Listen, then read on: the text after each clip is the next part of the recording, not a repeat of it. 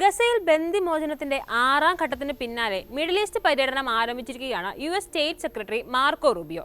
വാഷിംഗ്ടണിന്റെ ഉന്നത നയതന്ത്രജ്ഞൻ എന്ന നിലയിൽ പ്രദേശത്തേക്കുള്ള തന്റെ ആദ്യ സന്ദർശനത്തിൽ റൂബിയോയുടെ നടപടികൾ എന്തായിരിക്കുമെന്നത് ഉറ്റുനോക്കുകയാണ് അന്താരാഷ്ട്ര സമൂഹം. ഗസ മുനമ്പിന്റെ നിയന്ത്രണം ഏറ്റെടുക്കാനും 2 ദശലക്ഷത്തിലധികം ഫലസ്തീനികളെ മാറ്റിപ്പാർപ്പിക്കാനുമുള്ള US പ്രസിഡന്റ് ഡൊണാൾഡ് ട്രംപിന്റെ വ്യാപകമായി വിമർശിക്കപ്പെട്ട നിർദ്ദേശം റൂബിയോ മുന്നോട്ട് കൊണ്ടുപോകുമെന്നാണ് പുറത്തുവരുന്ന റിപ്പോർട്ടുകൾ. ഇത് വംശീയ ഉന്മൂലനത്തിന് തുല്യമാണെന്ന് വിദഗ്ധർ ചൂണ്ടിക്കാട്ടുന്നു. 15 മാസത്തിലേറെ നീണ്ടുനിന്ന ആക്രമണത്തിൽ ഇസ്രായേൽ ബോംബിട്ട് തകർത്ത തീരദേശ പ്രദേശത്തെ മിഡിൽ ഈസ്റ്റിന്റെ സുഖവാസ കേന്ദ്രമാക്കി മാറ്റാനുള്ള ട്രംപിന്റെ പദ്ധതി അതേപടി നടപ്പാക്കാനുള്ള നീക്കങ്ങളുമായാണ് റൂബിയോ ജെറുസലേമിലേക്ക് എത്തിയത്. റൂബിയോയെ ആലിംഗനം ചെയ്ത് സ്വീകരിച്ച നെതന്യാഹു പറഞ്ഞത് ട്രംപിന്റെ പിന്തുണയോടെ ഞങ്ങൾക്ക് ഈ ജോലി പൂർത്തിയാക്കാൻ കഴിയും എന്നാണ്. വൈറ്റ് ഹൌസ് സന്ദർശന വേളയിലും നെതന്യാഹു ട്രംപിന്റെ ആശയം ഇരുകൈനീട്ടി സ്വാഗതം ചെയ്തെങ്കിലും വിദേശ നേതാക്കളിൽ നിന്നടക്കം വലിയ വിമർശനങ്ങളാണ് ഉയർന്നത്. 3 ഇസ്രായേലി തടവുകാർക്ക് പകരമായി ഇസ്രായേൽ 369 ഫലസ്തീൻ തടവുകാരെ വിട്ടയച്ചതിന് മണിക്കൂറുകൾക്ക് ശേഷമാണ് ടെൽ അവീവിനടുത്തുള്ള ബെൻ ഗൂരിയോൺ വിമാനത്താവളത്തിൽ റൂബിയോ വന്നിറങ്ങിയത്.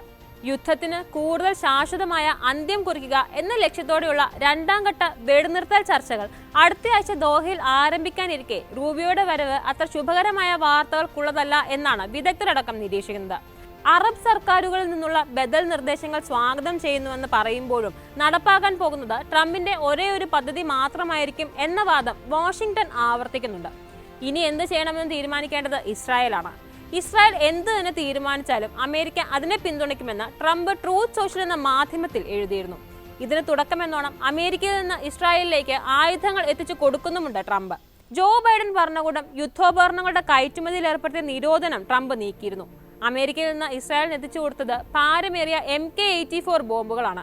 900 കിലോഗ്രാം ഭാരമുള്ള ഈ ബോംബുകൾക്ക് എത്ര ഉറച്ച കോൺക്രീറ്റിലും ലോഹങ്ങളിലും തുളച്ചു കയറി തകർക്കാൻ കഴിയും. എത്ര ഉയരത്തിൽ നിന്നാണോ ഇത് വീഴുന്നത് അതിനനുസരിച്ചായിരിക്കും സ്ഫോടനത്തിന്റെ വ്യാപ്തി. ഗസ മുനമ്പിലെ ജനസാന്ദ്രതയുള്ള പ്രദേശങ്ങളിൽ ഈ ബോംബുകൾ വീണാലുണ്ടാകുന്ന ഭവിഷ്യത്ത് എന്താകുമെന്ന ആശങ്കയിൽ ഇസ്രായേലിലേക്ക് കയറ്റുമതി ചെയ്യുന്നതിന് ബൈഡൻ ഭരണകൂടം അനുമതി നിഷേധിച്ചിരുന്നതാണ്. അധികാരത്തിലേറിയതിന് പിന്നാലെ ട്രംപ് ഈ നിരോധനം എടുത്തു കളയുകയും ചെയ്തു. വെടിനിർത്തലിന്റെ 2ാം ഘട്ടത്തിൽ ശേഷിക്കുന്ന ബന്ദികളെ മോചിപ്പിക്കുന്നതും യുദ്ധം അവസാനിപ്പിക്കുന്നതിനെ കുറിച്ചുമുള്ള ചർച്ചകളും ഉൾപ്പെടുമെന്നാണ് പ്രതീക്ഷിക്കുന്നത്. ഇതിനിടയിലാണ് ട്രംപിന്റെ ഗസ പദ്ധതിയുടെ പിരിമുറുക്കം റൂബിയോയുടെ സന്ദർശനത്തോടെ വർദ്ധിച്ചിരിക്കുന്നത്.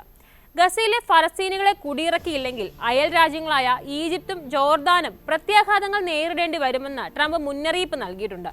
പുതിയ സുരക്ഷാ സേനയെ പരിശീലിപ്പിക്കുന്നതിലും പ്രാദേശിക ഫലസ്തീൻ നേതാക്കളെ നിയമിക്കുന്നതിലും ശ്രദ്ധ കേന്ദ്രീകരിച്ച് ആഴ്ചകൾക്കുള്ളിൽ ഒരു ബദൽ നിർദ്ദേശിക്കാൻ ഈജിപ്ത് ശ്രമങ്ങൾ നടത്തുന്നുണ്ടെന്ന് നയതന്ത്രജ്ഞർ ചൂണ്ടിക്കാട്ടുന്നു.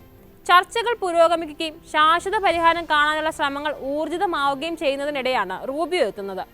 അറബ് രാജ്യങ്ങൾ വിശ്വാസത്തോടെയാണ് പ്രവർത്തിക്കുന്നതെന്ന് കരുതുന്നുണ്ടെങ്കിലും ഭാവിയിൽ ഹമാസിന് ഒരു റോളും ഉണ്ടാകരുതെന്ന് ഉറപ്പാക്കണമെന്നാണ് റൂബിയോ പറയുന്നത്.